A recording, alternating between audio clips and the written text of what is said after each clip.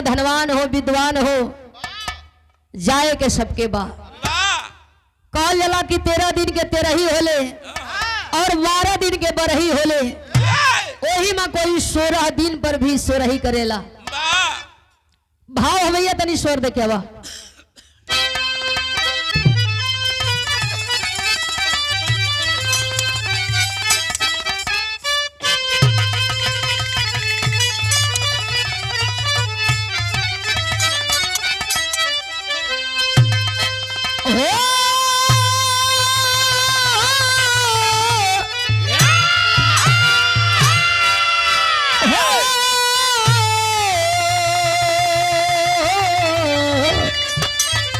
सवरिया भोले बाबा जोगिया हो रहा।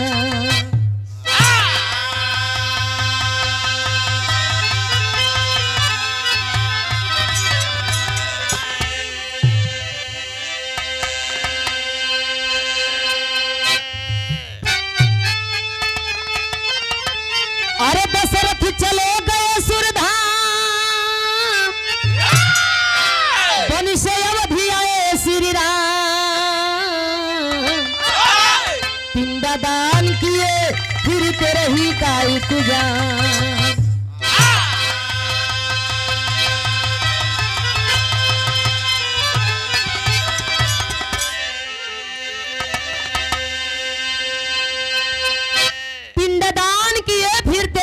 इंतजाम। राजा दशरथ का बेटवा राम 14 बरिस वनवास गईलन। बड़का बेटवा राम का वियोग पिता के ना सहाइल। राजा दशरथ अपने बेटवा के वियोग में मरी गईलन। 14 वर्ष बिता के रावण के मार के लंका का सर्वनाश कई भगवान अयोध्या वापसी कैलन। ऋषि महात्मा इकट्ठा हवन, सब लोग जुटल है। भगवान राम के तिलक लगी, सिंहासन पर बैठा के राजगद्दी सौंपल जाई और अयोध्या का राजा बनावल जाई। यही बीच में बात छिड़ गई। भगवान राम के सामने बात के रखल गई, तोहर बाबू तोहरे वियोग में मर गई, आज ले तोहरे बाप की आत्मा के शांति ना मिलल, तू राजा कैसे बन सकत हुआ। भगवान राम बात के सुन के सिंहासन से नीचे उतर गईलन और विधि विधान पूछे लगलन अपने बाबू की आत्मा के शांति बदे का करे के होई कि हमारे बाबू की आत्मा के शांति मिली। ऋषि महात्मा विद्वान सब लोग समझावे, भगवान राम के बतावे अपने बाबू के नाम पर भंडारा करावे के हुई, लोगन के बुला के दुआरे भोजन करावे के हुई, 13 दिन का 13 पिंडागन के अर्पित करे के हुई, तुम्हारे बाप की आत्मा के शांति मिल जाई, अशुभ काम पूरा हो, शुभ काम तुमके तिलक लगा के सिंहासन पर बैठा के राजा भी बनावल जाई। भगवान राम 13 दिन का गन के 13 पिंडा अर्पित कैलन। सबके न्योता दे के अपने दुआरे बुला लिहलन भोजन करे खातिर। सब लोग आइल ह, बैठल बा लोग भोजन करे, चारों भाई चलल हुवन सबके भोजन करावे बदे। बड़ा प्यारा गीत है लेकिन पुरान हो। ये कोनो भौजाई अपने ननद से कले रहा भैया कैसे थोड़ा बोलिला।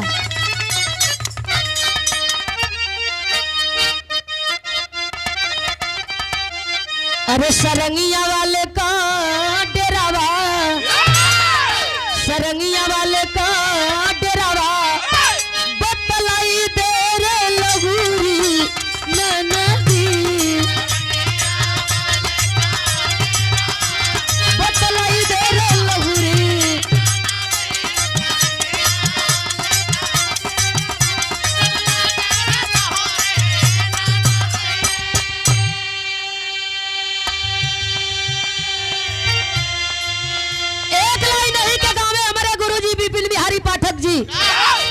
कर्म करत दिन बीत गईल खो, कर्म करत दिन बीत गईल, दिल के हर मनवा बाकी बा, अरे दिल के हर मनवा।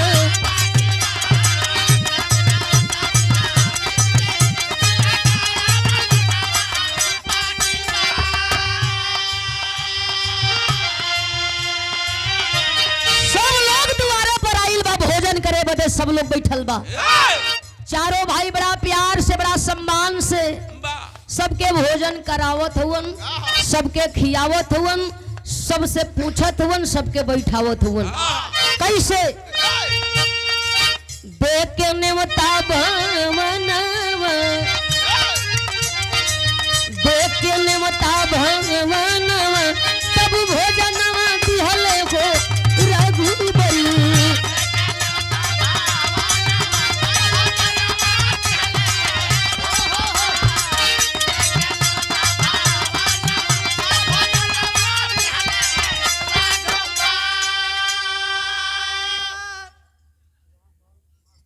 चारों भाई भोजन करावत हुवन। बूढ़ जवान लड़का सयान सब आइल ह, प्रेम से भोजन लोग करत ह। कैसे हरसित बूढ़े बच्चे जवान सब करने आए भोजनवा हो।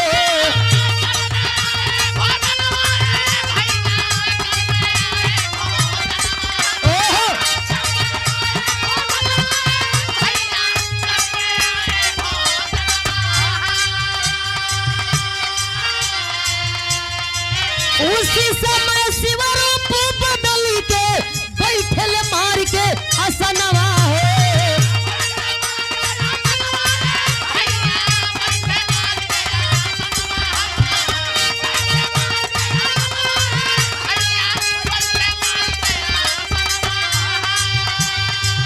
अरे खाए है बदेया तू मनवा भोजनवा दिहले रघुबरी। खाए है बदेया तू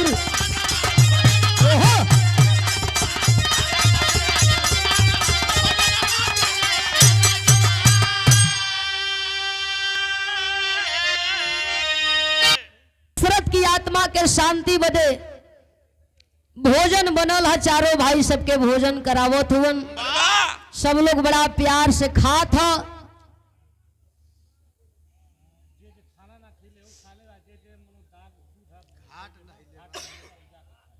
अच्छा, जे भोजन न कैले हो आप लोग जाके भोजन कर लिया जाओ, बफर में सफर कर लिया जाओ। आज दर्द याद बा, जे पटीदार बा, जे खानदान बा, जे दूध का भात खैले बा, वो आवे और आके वो भोजन करे, जे बचल बा वो भोजन करे। ये सादर पुरस्कार आप गार्जियन के ओर से कोटि कोटि प्रणाम हो।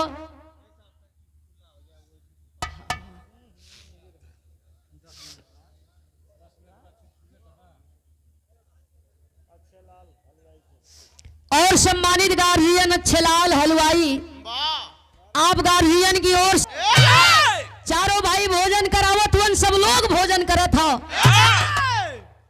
वही बीच में आई के शिवदानी भोलेदानी भी बैठल हुआ। 85 वर्ष का बुढ़वा का रूप बना के वही पाती में बैठ गईला भोजन करे बदे। भगवान राम गईल हो, जाके थाली में भोजन परोस दियलन।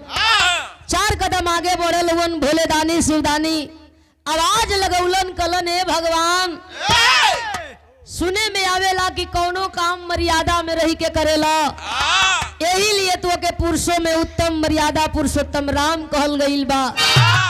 भोजन पहले हमके कराई लो, हमके खिया लो। बूढ़ पुरनिया हई, हम अपना घरे दुआरे सकराहे जाइल चाहत हई।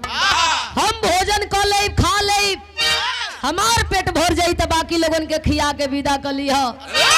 भगवान राम लौट के अइलन, बैठ गईलन और थाली में भोजन परोसे लगलन। शिवदानी भोलेदानी खाए लगलन। गीतिया के भाव बदल गए भैया।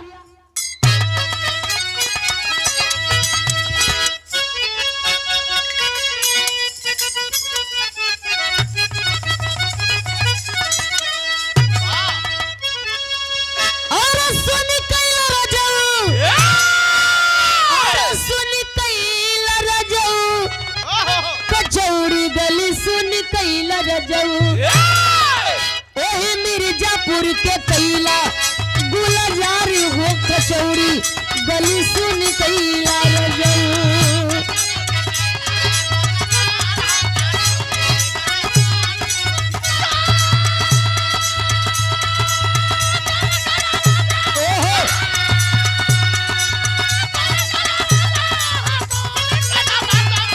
कचौड़ी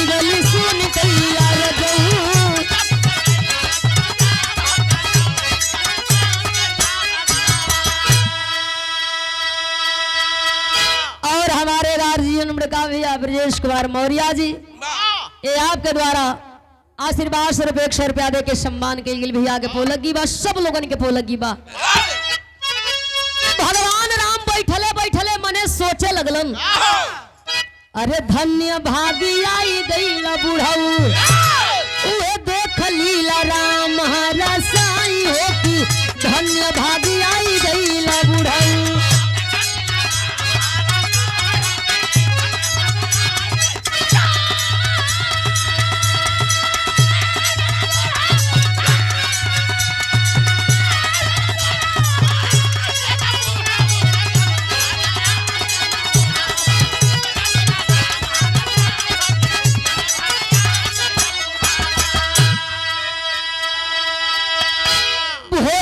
करते शिवाजी अरे बिगाड़ने लोगे बात हो, अझंखे परोसे वाला खाली सब परात हो।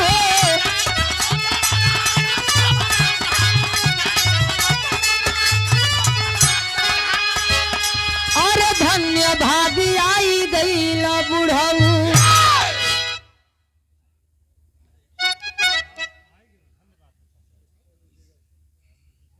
ए भैया हो, भगवान राम भोजन करावत हुवन, शिवदानी भोलेदानी भोजन करत हुवन, आराम से बैठ के इत्मीनान से। इतना खैला है, इतना खैला है, भंडारा घर का भोजन खत्म हो गई, भंडारी भी परेशान हो गईलन।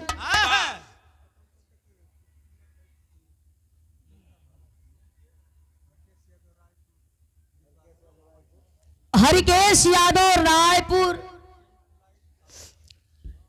पेंट एवं लाइट हाउस, वीर बहादुर यादव बीडीसी प्रत्याशी, ये आप भैया की ओर से पावन पुरस्कार देकर सम्मान कल गई। कोटि कोटि प्रणाम सब लोगन के पो लगी। हम भोजन करौलन, शिवदानी भोलेदानी भोजन कैलन, लेकिन इतना न भोजन कैला कि भोजन खत्म हो गई। परीक्षा लेवे गई लोगों की आज हम राम कथा लगा दे कि राम को कितनी पानी हो, अयोध्या का पानी लूट ले, राम का मर्यादा भंग करब तब जाके आई। ध्यान लगौला भगवान राम, देखल चाहत हुवन कि आखिर के हो।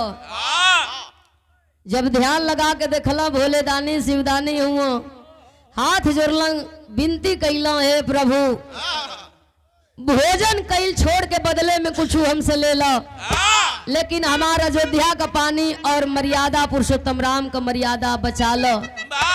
हंसे लगलो भोले दानी शिवदानी, कहला कि बस इतने पानी हो, खाए आई ले हमें खियावा या हम खाई।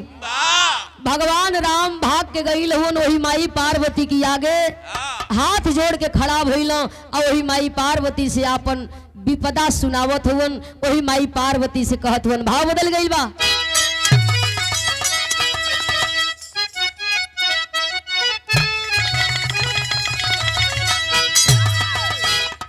जमाना रहल स्वर्गीय रामदेव गुरु जी का, वो जमाना में अपनी जवानी में गौले रहलन।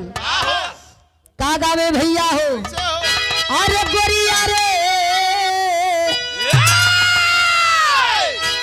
ए धनिया मुश्किल बजीना तोरी गली में,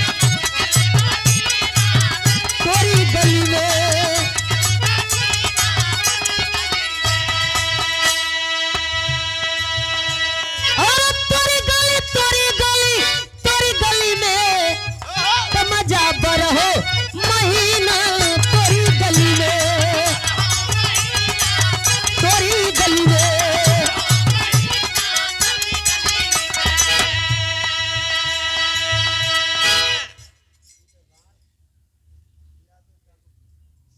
और सम्मानित उदय भान यादव जी जागोपुर के धरती से 100 रुपया, कोटि कोटि प्रणाम सबके पो लगी है। लेकिन भाव हो, भगवान राम वही माई पार्वती से हाथ जोड़ के कहेगा, अरे चल के माता भवानी पानी राखी ले,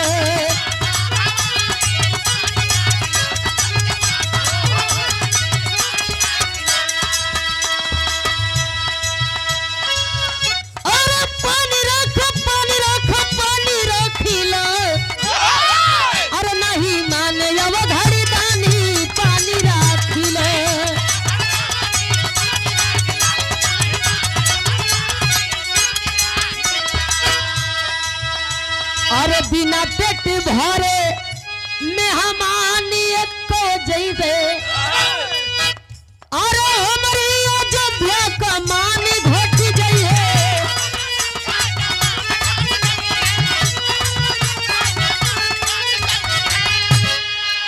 तमाई होवे नहानी पानी राखिला। हाथ जोड़ के माई पार्वती से विनती कैला, याचना कैला, फरियाद कैला, चल के हमरे अयोध्या का पानी बचा ला, हमार मर्यादा बचा ला, नहीं पानी लुटा जाई, मर्यादा भंग हो जाई। माई पार्वती पूछे लगली कि ऐसन विपत का पड़ गई। भगवान राम बतावे लगल बाबू की आत्मा के शांति बदे भंडारा करौली, सबके बोलौली, वही में पहुंच गई हो, बैठल हुआ भोजन करे, सबका खाना अकेले खा के बहन बैठल हुआ। माई पार्वती ध्यान लगा के देखत हई तो बुढ़ऊ कैलाश पर्वत छोड़ के अयोध्या में बैठल हुआ। चल दिली माई पार्वती अयोध्या का पानी बचावे, मर्यादा पुरुषोत्तम राम का मर्यादा बचावे। आई के वही भंडारा घर में माई पार्वती अपने हाथे भोजन बनावो तड़ी। विरह के आखिरी भाव भैया। सम्मानित उदयभान यादव जी जागोपुर के धरती से और हरिकेश यादव जी आपके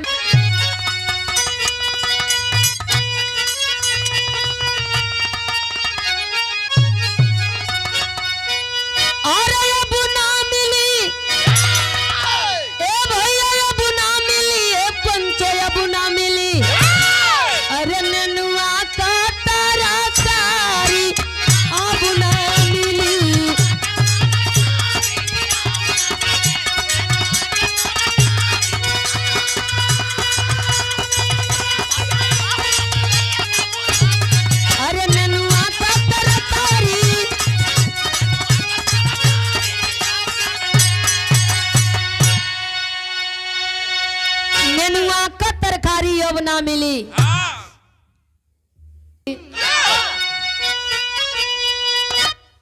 अरे अब ना मिली ए भैया, अब ना मिली ए पंचो, अब ना मिली तो मुँह वाला बाप मातारी कबो ना मिली।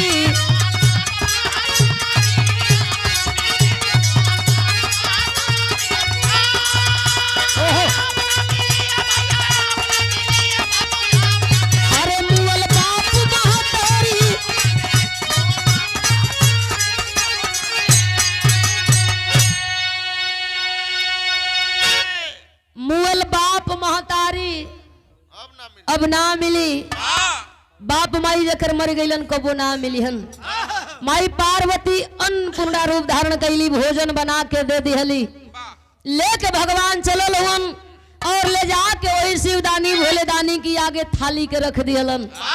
उठाई के कवर मुहे में डलन भोलेदानी शिवदानी, वही भोलेदानी का पगुरी हो भैया जो 80 की स्पीड में चलत रहल।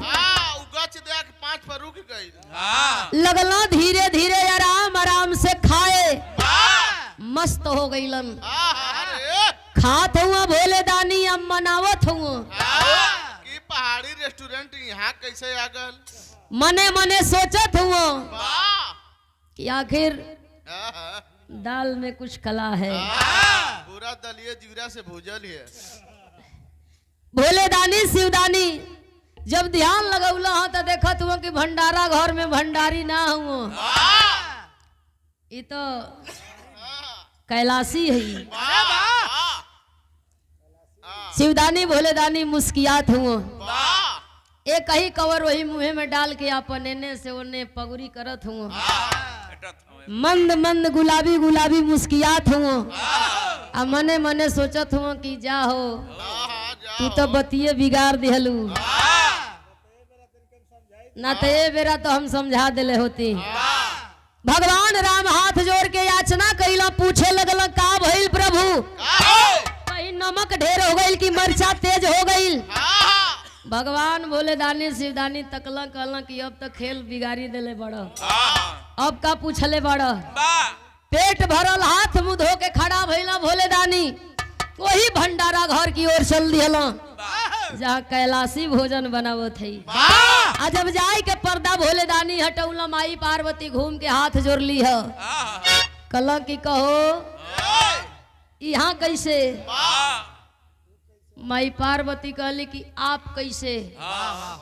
कल की हमके तो न्योता रहल भोजन करे का।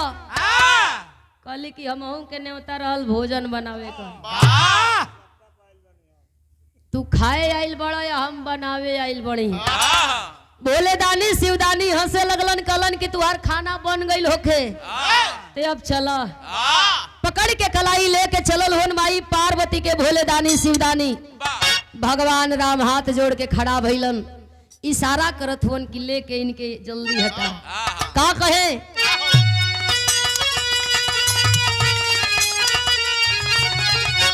अरे माता महारानी अपने शिव के मनाए जा, यही अवधि नगरिया तब भोजन बनाए जा।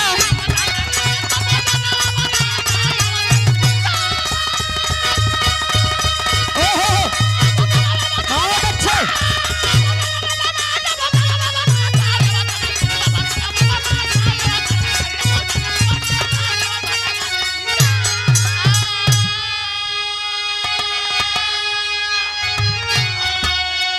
अरे बन के अन्नपूर्णा सती भोजन बनवली, अतृप्त हुए खाए शिव मर्यादा बचवली।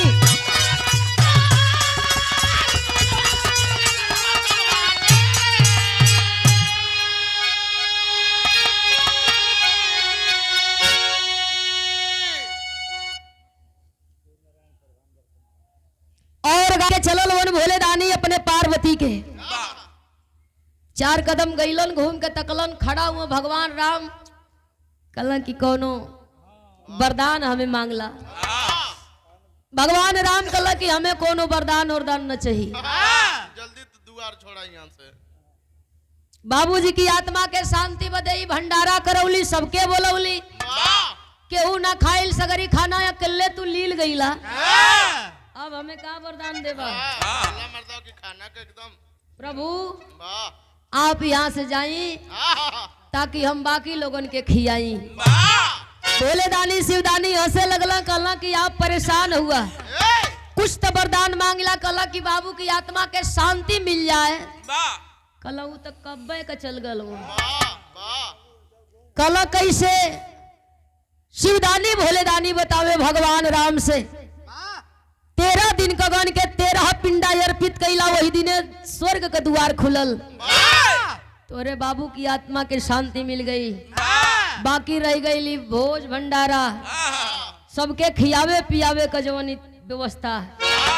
तो हम तो खाली यही खाती अली कि जहाँ हम वहाँ भूत पिचास नहीं।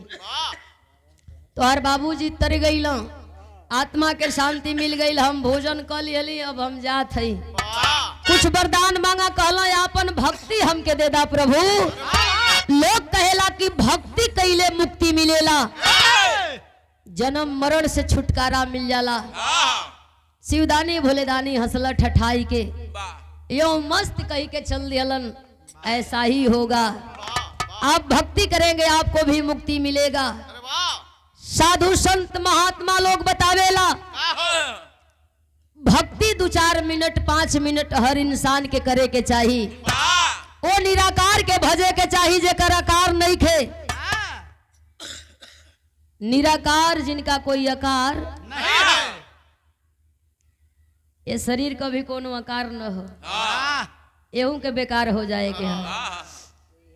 कभी छिटा जी है कोनो ठीक ना है।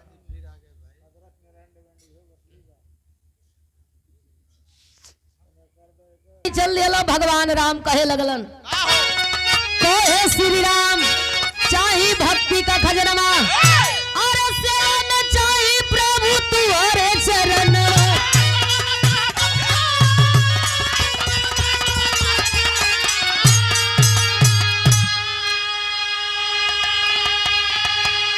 अपने सेवक पर दया बुद्धि बरसाए जा, यही अवधि नगरिया तब भोजन बनाए जा।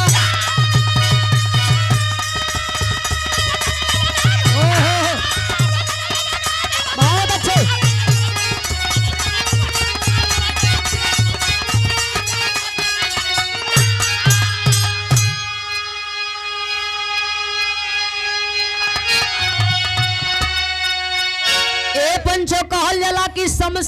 घाट, वाह सम मने बराबर, शान मने घमंड, और घाट मने जहाँ जाके सबके जर के बुता के राखी हो जाए के बाद वही का नाम पड़ल शमशान घाट।